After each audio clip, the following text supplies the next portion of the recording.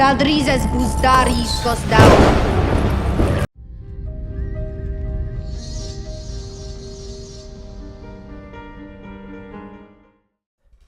Hey, one of the biggest things that I think is really exciting about the upcoming A Song of Ice and Fire books is obviously the characters. We're going to get some definitive, answers to plot lines and stories that have been hanging since Dance with Dragons came out in 2011, right? But also, we'll get overall closure on a lot of the lore.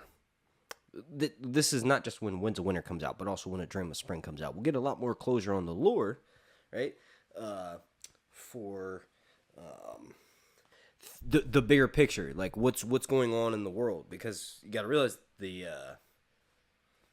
I'll do something. I'll figure out something with my hair. The all the POV characters in the main story are that looks stupid. Not exactly aware of the past history of the world because there's not a lot of characters who are privy to that information, right? Especially the POVs. There's a few like Sam and Bran that are getting information as we go along, but for the most part, there's wars, there's battles. The game is constantly being played, the Game of Thrones, so there's not a lot of look back in that sense, unless you're a maester, or like I said, Bran or Sam. Sam's trying to become a maester. So in this video, it's just going to be uploaded on Patreon a couple of days early, maybe a week or two. Thank you for another month of y'all's support. And also on YouTube, thank you for subscribing.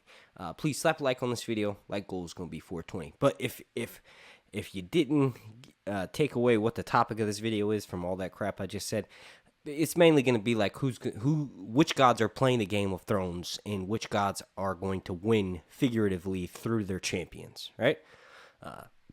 Alone not. Okay, so to start out with, right?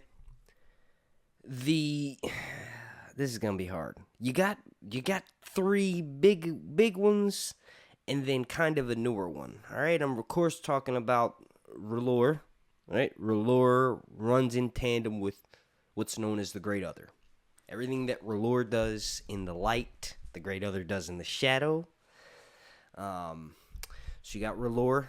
The Great Other's tied into that, right? And then you have the old gods of the north, right? They're a pretty strong force. Their magic is at the wall. Their magic may also, some of the old gods' magic, they're forgotten. No one knows the names of them except for probably the Children of the Forest, Green Seers like Bloodraven, and then eventually Bran.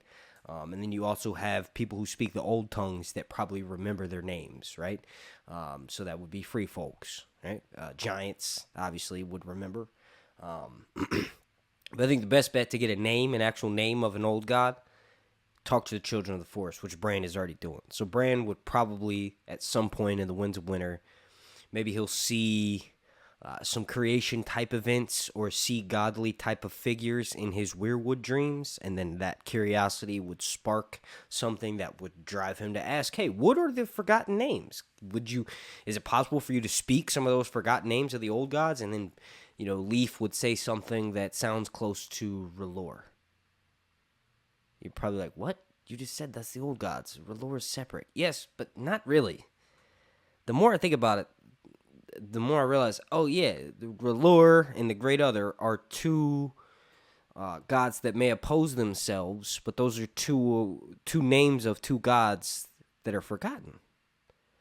The old gods in the north that are worshipped by the First Men, the Children of the Forest, the Giant, the Free Folk, right? They forgot their names, but they remembered those names over in Essos. Those names, some of them, are R'hllor and the Great Other. Right? The Great Other probably has a name that's close to R'hllor, but the thing is in the world of A Song of Ice and Fire, specifically in World of Ice and Fire, but also in the main series of books, so the A Song of Ice and Fire series, the Great Other's nemesis shouldn't be spoken. So he's like Voldemort in the sense that he's one who should not be named, the one who must not be named, right? That's who the antithesis to R'hllor is. That's why he's called the Great Other. But I bet you Bran could potentially find out his name. And, we have R'hllor. It could be R'hllon. R'hllor, right? I don't know. I just made that up. But what I'm getting at here is that I think that there's a couple of deities that are the same. They're just, you know, in modern day history or modern day Earth. I guess it is in the history.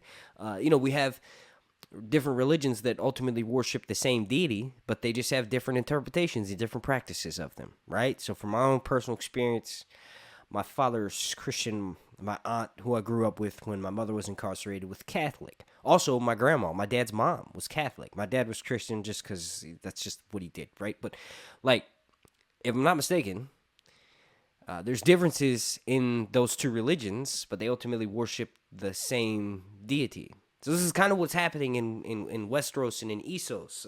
Westeros, the old gods' names of that religion, isn't really practiced anywhere outside of the north. There are a few houses south of the neck that practice the old religions, but that's why they forgot their names. It's not the dominating religion in Westeros. You know what is?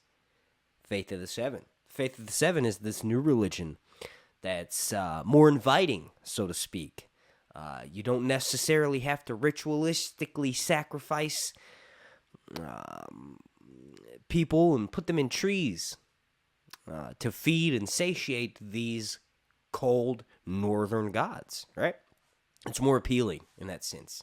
Also, the faith comes from a group of individuals known as the Andals who came over to Westeros after the First Men and dominated. They carved their own path, right?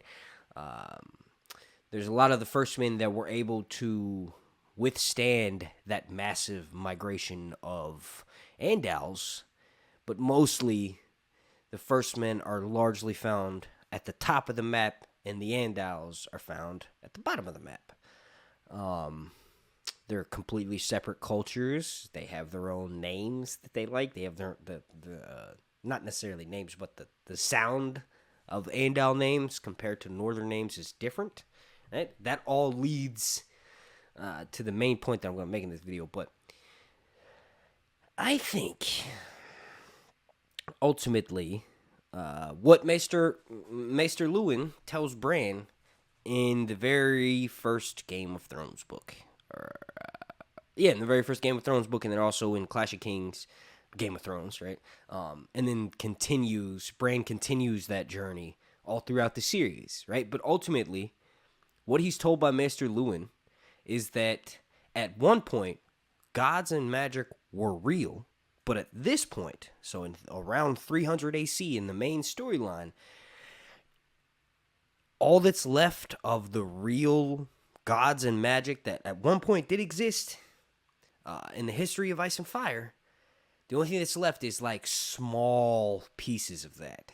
So Maester Luwin says it's like the small puff of smoke after a great fire that has once raged and burned. Not verbatim, but that's basically what he's saying. It's like the magic and the gods and their influence and their power that's left in the world at the main point in the storyline that they're set in, that, 300 AC, so 300 years after the conquering of Westeros by Aegon. No, there's hardly any magic, hardly any gods. No, all the stuff that Bran and us as the reader want to be real, it's all gone. It's all, just sort of like in memoriam. And like the fire mages, fire priestess, and House of the End, people at the House of the End dying, until Daenerys brings back dragons and brings back magic at the end of A Game of Thrones, Book 1 in A Song of Ice and Fire. All that is pitiful. And then as the story progresses, obviously things start to get more magical. In my opinion, this is what makes Martin's story so great. Recently I've been recommended a series called The First Law.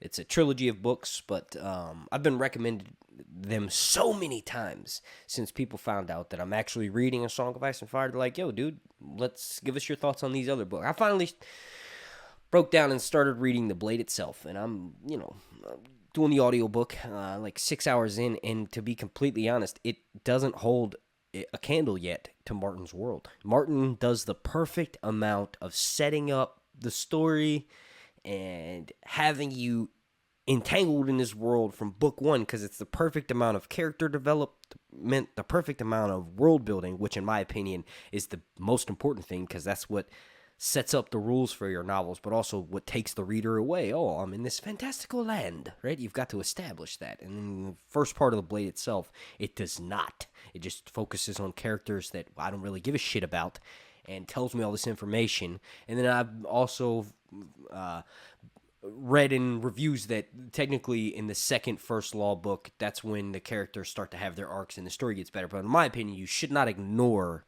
world building early on. Like the author Joe Abercrombie just says north and south, and this character's the king of the Northman, and they've gone south through the river. They don't describe the landscape all that much. Yeah, there's a couple scenes where he'll describe what characters are wearing, but nowhere near to the level of George R. R. Martin in his world building.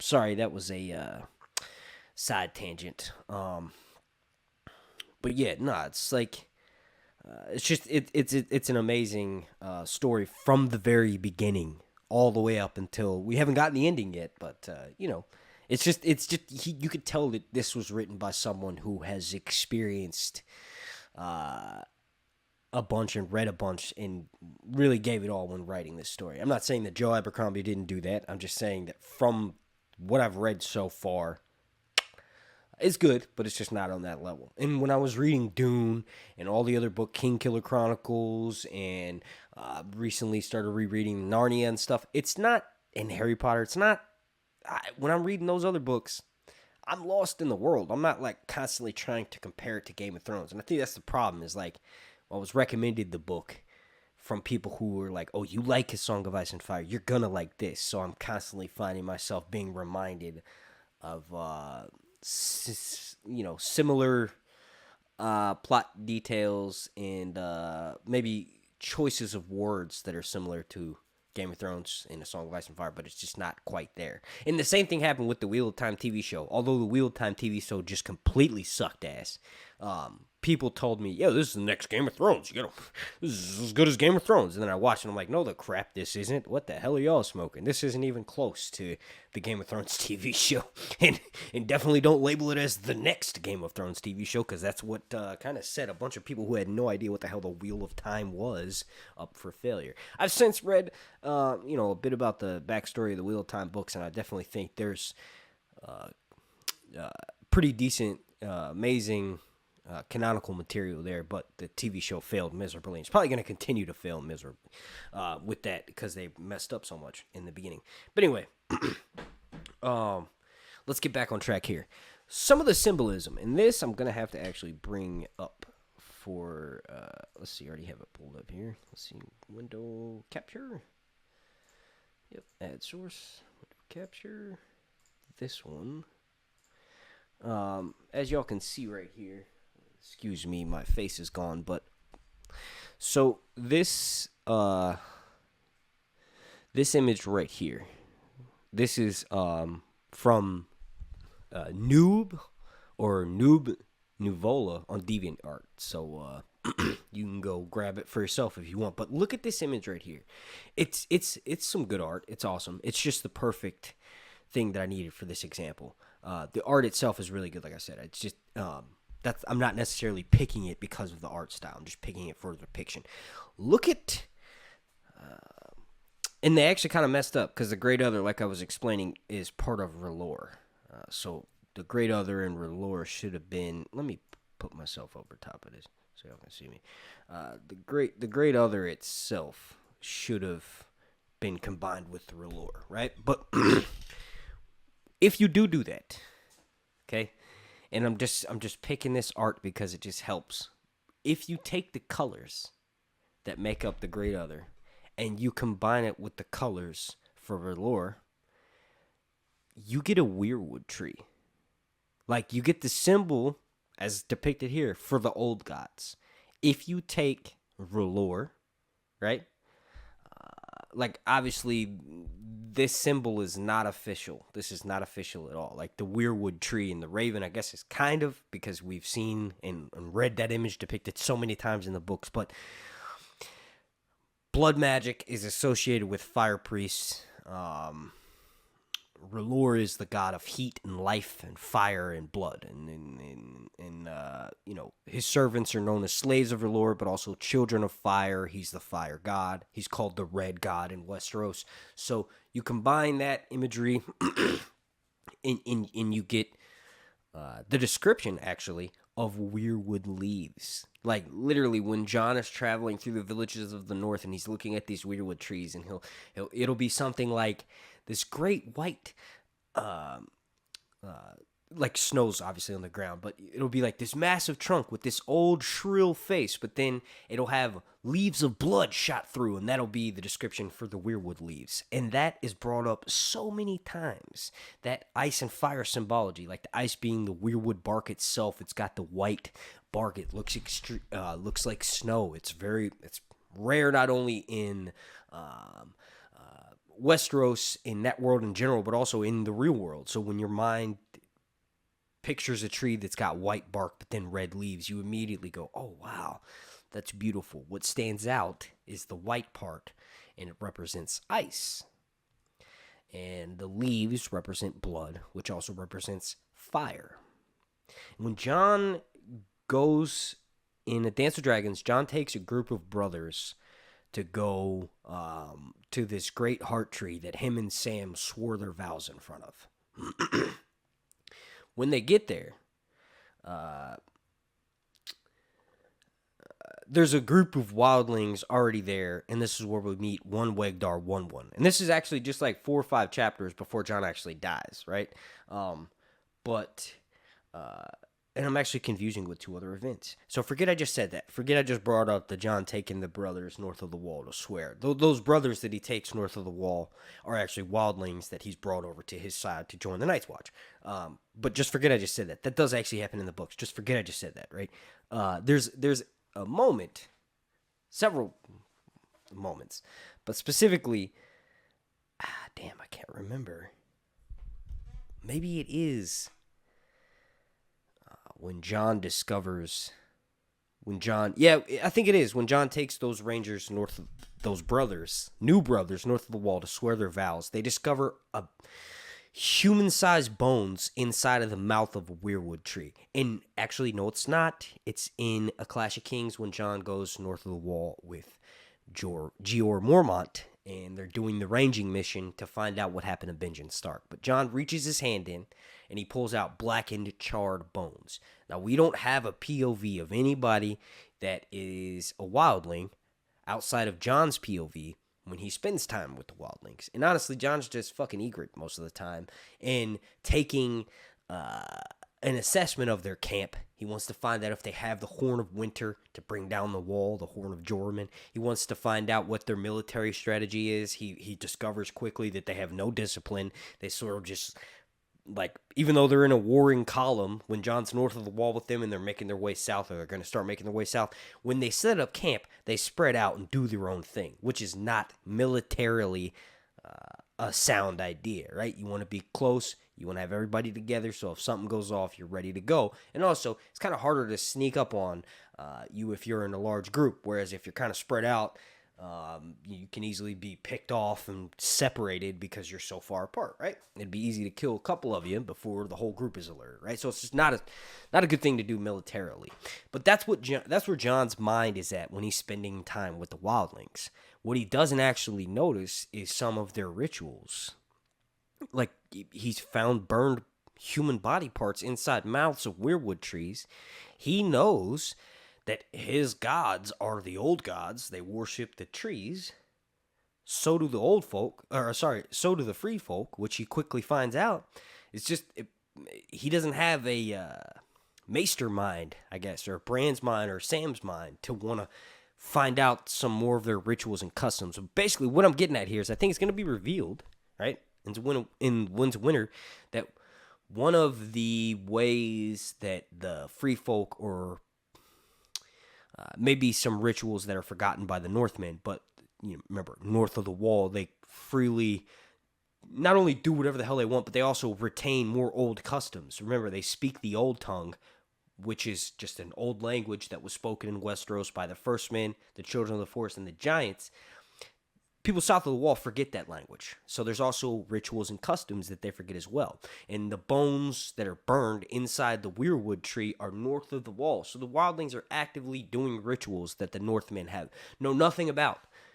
But when you piece it all together, you realize the Northmen are ice. It's always cold up there. They do something ritualistically with fire, right? So when you put the two symbols together of R'hllor and the Great Other, you get a Weirwood tree.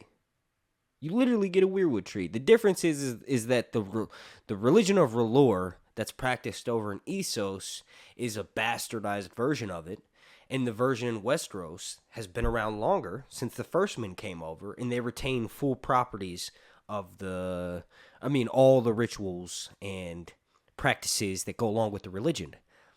And that's north of the wall. And then south of the wall, they kind of retain more of that, but then they forget it, right, as time goes along. So what I'm getting at here is that R'hllor is probably going to be the one who wins the Iron Throne, one of his champions. You got to realize that what made me want to even make a video out of this is that when Melisandre is at the wall, her power is increased tenfold, to the point where she thinks, I'm not going to need these potions anymore. Like, she does think Melisandre only has like 2 POVs, and it's in a Dance of Dragons. She's obviously going to have more in Winds of Winter, hopefully. She's at the wall, about to bring back Jon Snow. I would like to get a chapter of Jon Snow when he first opens his eyes, like a POV from him, so we know, oh, this is what he's thinking. This is potentially what the afterlife is like in A Song of Ice and Fire. But then I also want a POV of Melisandre right before she brings him back, and then while she's doing it, so that way we'll know what's going through her head and what's going through Jon's head. But anyway, what I'm getting at here is R'hllor has the best chance of winning Game of Thrones. He's got Daenerys, clearly child of fire.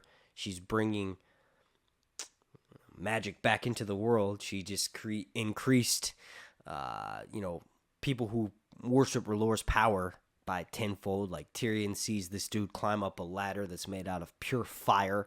It's insane. Daenerys sees similar things after she brings dragons back. In markets that she visits, and in Karth, the Undying Ones have their power increased. They realize that if they try to kidnap Daenerys to increase their power even more, right? But backtracking here, Melisandre at the wall says that her power, is increased. She can see more things clearly in her flames, even though she messes up with the Karstark girl arriving at the wall. She tells Jon that it's Arya, but really Jane Poole, who's pretending to be Arya, is at Winterfell. Theon saved her, and they show up to Stannis, but there's Alice Karstark shows up at the wall and then marries this dude Sigorn from the Thyns. And Sigorn is a follower of R'hllor, and he joins Selyse Florent's side, and Selyse is a follower of R'hllor. So you have someone who worshipped the old gods, comes down south, Sigorn, and is now worshiping the same old gods, just with the name. That could be the connection. That could be the person who reveals. Oh yeah, one of the most powerful old gods with the forgotten names, his name was Rhaella. And then they're like, oh, Rhaella. Oh, really, we say R'hllor, right? It's different dialects. People speak different languages, so they have different names for things, but probably similar, right? Big example of that is all the different names for Azor Ahai, who is the champion that's supposedly going to lead the world through a massive time of darkness. The thing is that probably happened. Like, there was a long night back in the past that the entire world knows about, and this dude showed up and created dragons, right, and led them out of the long night, and they think it's going to happen again, but really, no, it's going to almost happen, and Azor Ahai will not be a great hero that saves the world, but instead could be someone like Daenerys, or someone who uses Daenerys' dragons and their power to bring darkness by killing everything. Euron, right? So it's not necessarily going to happen the same way it did the first time. Lightbringer, somebody using Daenerys' power and her magic, Daenerys herself, could be evil, the big bag that they need to fight in the end. But I just thought it was interesting that R'hllor has so many connections to the old gods, the symbology itself, weirwood trees, pale white, ice, red leaves, fire, ice and fire. The whole story is called Ice and Fire, so everybody thinks, there's a different god for ice and a different god for fire, and in my opinion, that's not true. They are, remember, my opinion, obviously I could have just went on a pointless rant that nobody agrees with, but I think the god for ice and the god for fire are the same, and that god is R'hllor and the Great Other combined. And eventually, when we get someone who speaks the old tongue, we'll know R'hllor's name, and Jon will be like more accepting of Melisandre in a sense when he finds out, oh, she worships the old gods too. I don't know. I just feel like I've never thought about it this way before, so I wanted to make a video on it. Hopefully, you all enjoyed this. Please slap a like on this, and if you're on my Patreon watching this early, thank you so much for your support. I have an interview coming out with Greg Yantis. I haven't done the interview yet, but it's set for the week of the 19th. I actually have the date and time set up. I'm researching a lot of Greg's previous work. If you're unaware, Greg directed 3 episodes from House of the Dragon, season 1. And I've been trying to get an interview with him ever since then. He was an executive producer on season 1 as well. But yeah. Oh, by the way, I meant to say the most upvoted comment when I make the post about questions that I want to ask him will be asked. The rest of the questions are submitted by the wonderful folks here on Patreon. Or if you are on my Patreon and you're watching this on YouTube, by you. So thank you all so much. But yeah, let me know your thoughts down below, because this was kind of random as hell. I just feel like the main points that I wanted to make is that there's a lot of confusion about deities. And I'll probably go more in depth on the Faith of the Seven and stuff, because I'm still kind of figuring that out. But that's like a newer god, Faith of the Seven. And I think that's tied into the many-faced god of death, right? So you have this really open and accepting religion that can... the god of that religion becomes extremely powerful because the followers are everybody. Everybody can follow this god. He's got one...